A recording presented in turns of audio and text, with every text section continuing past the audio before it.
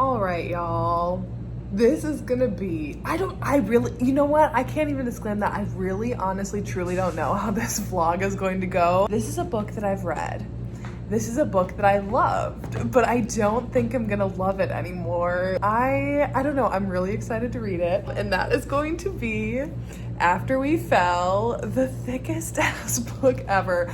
And also, I don't know what this cover is. I've never seen like anyone else with these covers, but I got these off of Amazon like years ago. They're in rough shape. I didn't care about the spines when I read these. They're like a little dinged up, and you know, it looks like a well-loved book, which it was. It genuinely was. So Arya, I've been trying to get them to not jump up on the TV stand anymore. But Miss Arya doesn't want to listen. They don't listen to me literally at all. After We Fell, the movie is coming out. I'm seeing it and I'm going to be covering it on my podcast Popcorn Chats with my co-host Katie. We've covered the first two movies on there as well, so you can also like dig back into our Popcorn Chats podcast archives. Spotify, Apple Podcasts, Google Podcasts. We also post the video versions on YouTube, so you can also watch them, Popcorn Chats podcast. I always link that down below. We're gonna be covering the movie, which Katie hates them. They're just the kind of cringe movies that I just love, and I love the toxicity of this series.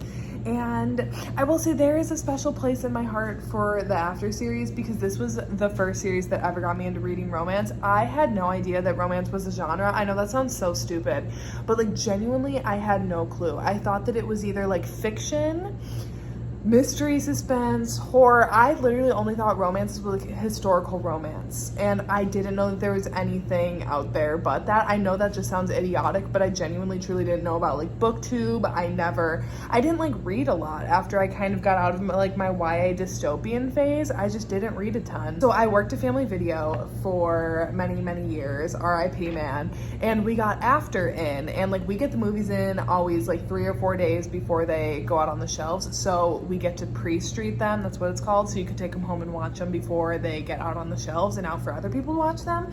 So I took home After because I was like, oh, this looks good. I don't know, I just thought it looked good. I took it home, I watched it, and then I found out then, like I think on there it said like from the best-selling book. And then I was like, oh, I should try like reading this. So I checked it out from the library, I got it from the library, I read it, and I was like, what is it? I was addicted to it. So then I'm like, well, I need to get book 2. So then I get on my library's website and request book 2, and book 2 was like 100 holds on it. And I was like, well, I don't want to wait this long. So then I like Googled it because I'm like, I need to buy this.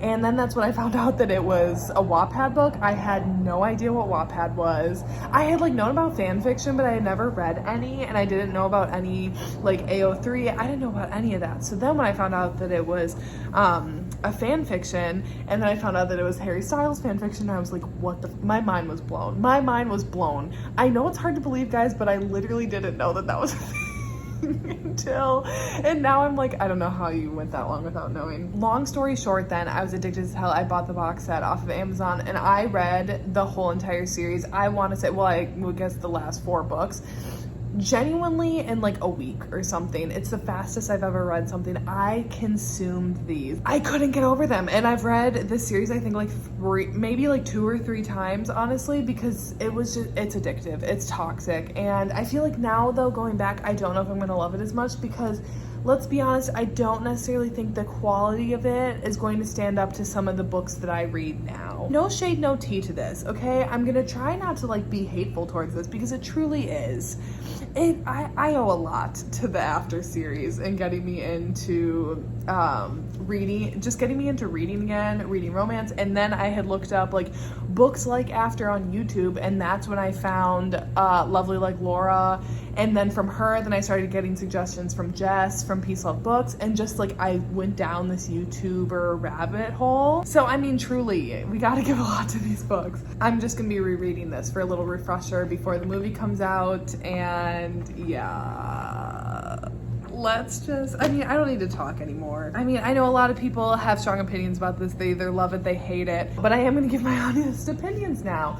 If I remember right, After We Collided was always my favorite book. That was always my favorite one. I don't really remember too much about this one, honestly, except that I remember like the hot tub scene.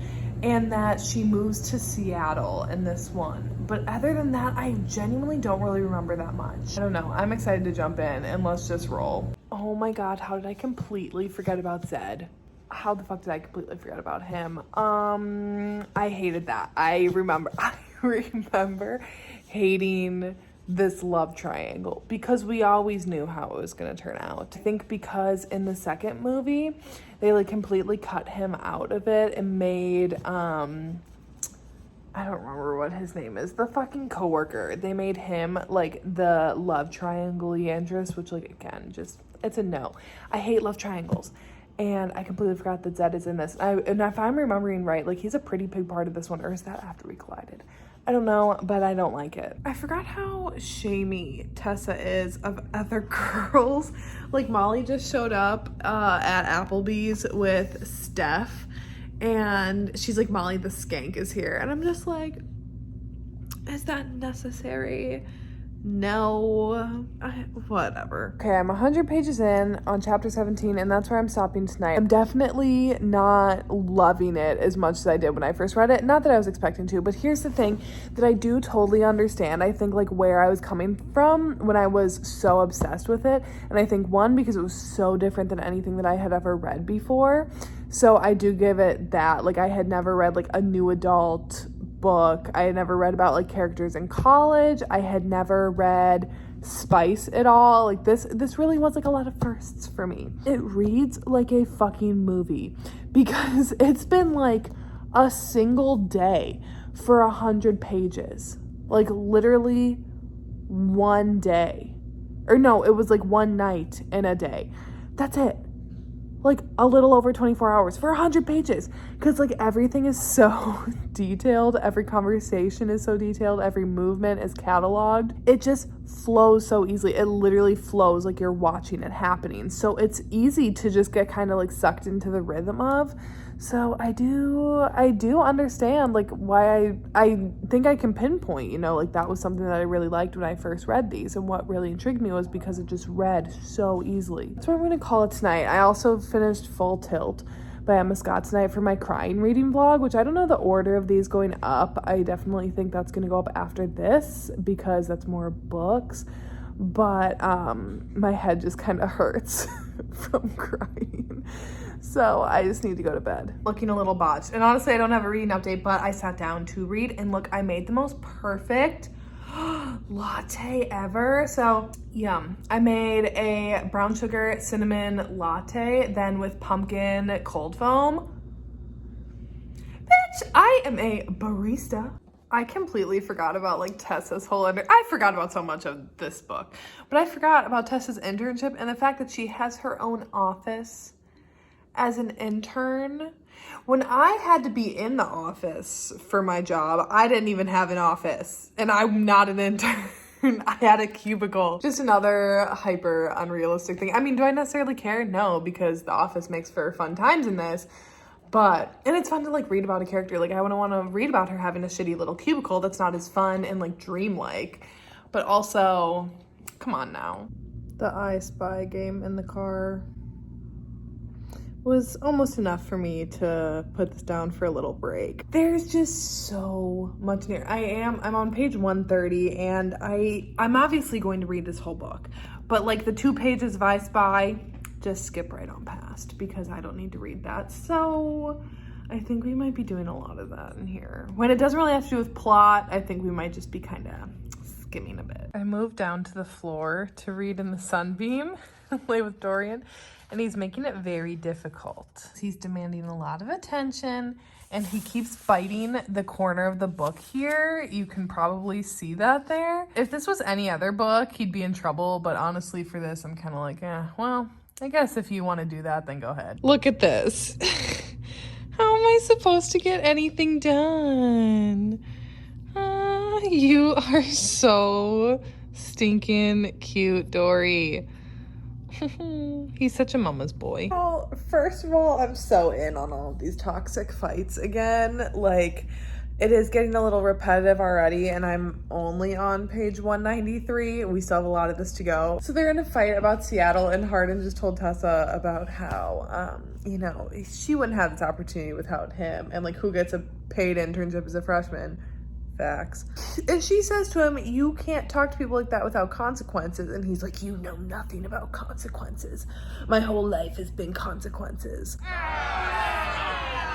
Excuse me, didn't you just not get expelled from school even though you like broke a bunch of equipment, assaulted someone, you're back with the girl that you made a bet on? Like, I'm having a hard time finding the consequences here, buddy. I mean, I'm not saying that you've had an easy ride, but I wouldn't go so far as to be like, all I know are consequences. Bro. We're taking a reading break for some lunch today on this fabulous Sunday. Dorian, I literally closed that door for a reason. Anyways, let's make lunch and I'm gonna update on everything that I've read. So I am halfway through. I'm on page like 402. So I'm halfway through this sucker. And okay, I will say I am skimming certain parts of it. Like a lot of the parts on the camping trip, or it wasn't really a camping trip, up to the cabin. Like when Hardin's with Lillian for a while and when Tessa's with Robert.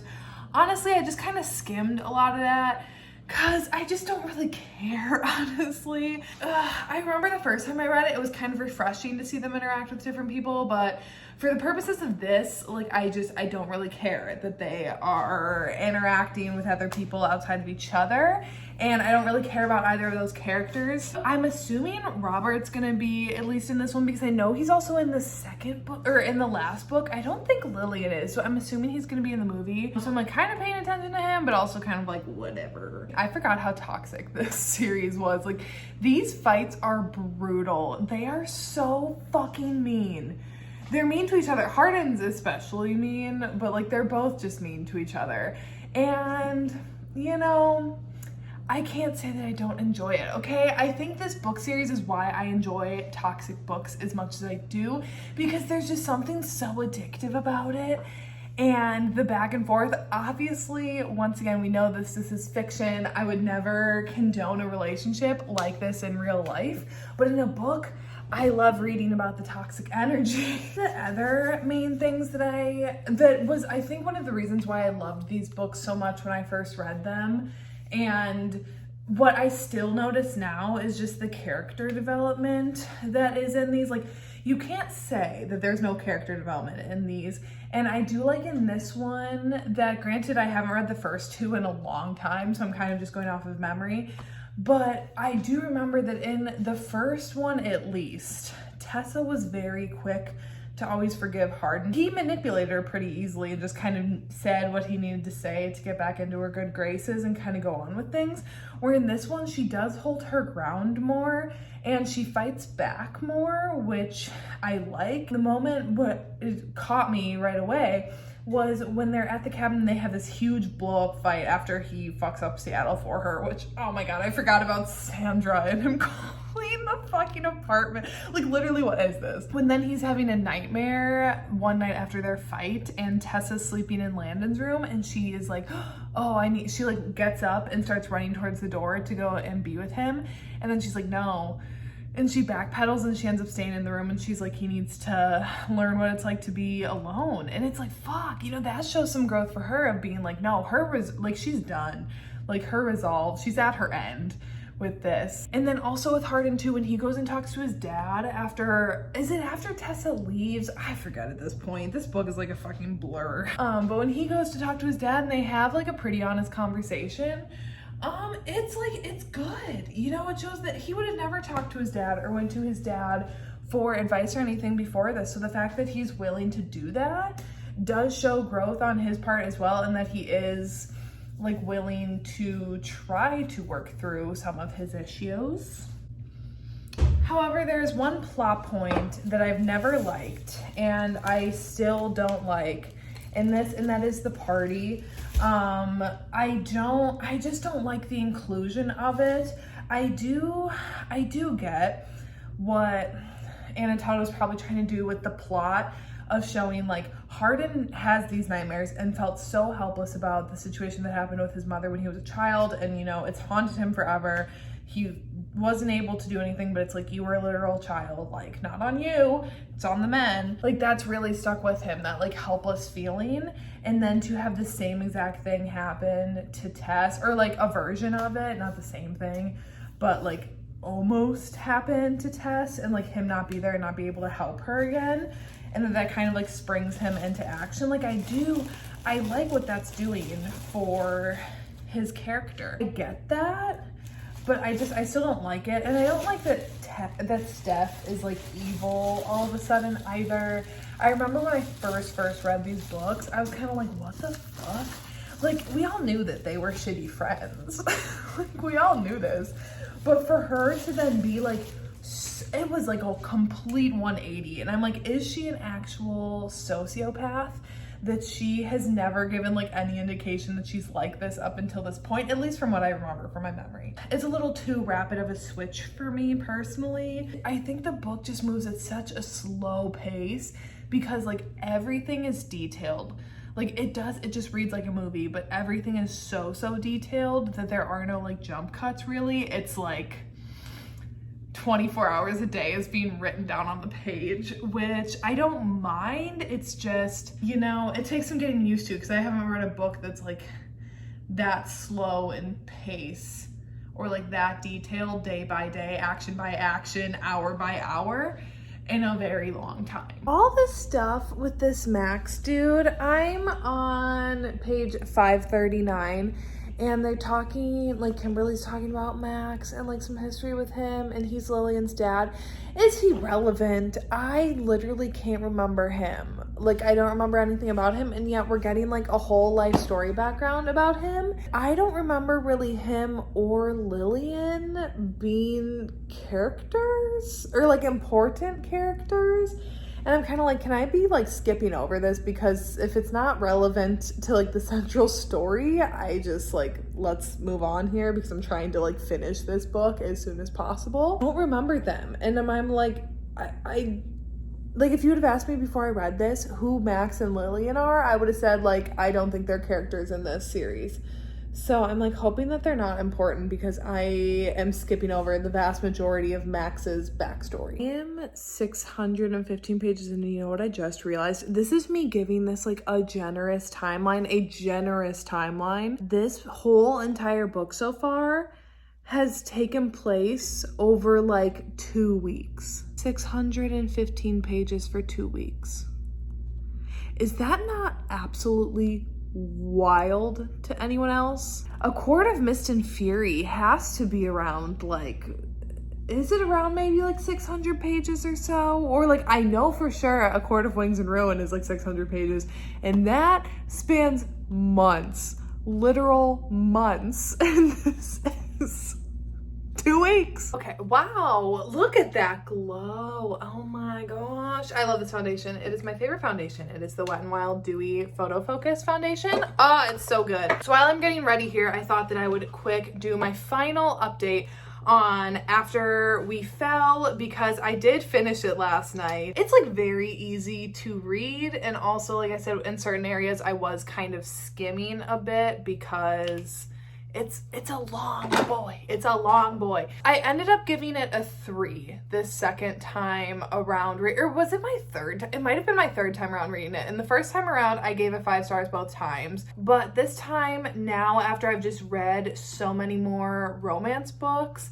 I do give it a 3. Here's the thing with it is that it will always be super special to me, and I never am just going to sit here and like absolutely shit on it, because it is totally what got me into reading romance. Like, I didn't know that romance existed before I read this, and then when I did, I was like, what is this? I need more. So I do have to credit for that, and I loved it so much when I first read it. So I'm not going to sit here and like try to shit on it in any way, but I just think my reading tastes have evolved since then, and I have read, you know, like better books since then, to be completely honest. You know, now it doesn't hold up to some of those other things, but there are still things that I do like about it. One thing that I have always loved about it is I think the character development that they go through as a character-driven reader. This whole series kind of fits right on my alley for me because it is totally focused on these two characters and their journeys together and how they interact with each other. And that's everything that I love, and I love seeing the growth from who they both were in the first book. Even though, like, I didn't read the first book this time around, I do still remember what they were like. And even though you still see that now, in certain times, like, it is like one step forward, two steps back, but they keep on making those steps forward. And I can't help but just like root for them, even though they are like honestly pretty tragic characters. Also, my total love for like toxic love and toxic love interests definitely stems from this because they have such a toxic relationship. And Hardin especially is such a toxic character. I mean, they both are, but like him especially, just total toxicity. And I love it, and I still find that in books today and absolutely love it. Like, if someone says that, like, oh my god, this character is so toxic, like, I hate this book, I'm like, I want to read that book because I'm intrigued by that character specifically now. And I do really think that it did shape a lot of my reading tastes. I think the fact that, like, it had spice in it, and, like, I feel like this is, like, decently well-written spice. Like, that was the first time that I had ever read that, and then I started looking for that in books, and now I just, like, want that in my books, as long as it's, like, obviously an adult book. If it's a YA book, like, I know that shouldn't be in there. Even like the series following one couple, like, you can't tell me that this isn't kind of epic in a way, okay? Even though, yes, what did it start out as fan fiction? Yes, but like, I didn't read it as that, and even if I did read it like that, like, that shouldn't matter. You shouldn't feel ashamed for that. But like, this is an epic story. And to follow a couple for 4 books, I know there's the Before book as well. I think I've only ever read that one once. I don't like those kind of books. To follow them over that many books is pretty like astounding, honestly, and I do just love seeing their growth and just knowing that these characters, you know, go through so much over the course of these books, and that they do come out on the other side like better people than they were starting. And I just think that's kind of special. I love series that follow the same couple. As much as I love companion novel books, some of my favorite series, like the Off Balance series in particular, following Rhea and Kova, that is an epic love story. Like, I think one of the most epic love stories I've ever read. And that is 5 books following the same couple. Kind of same toxic energy.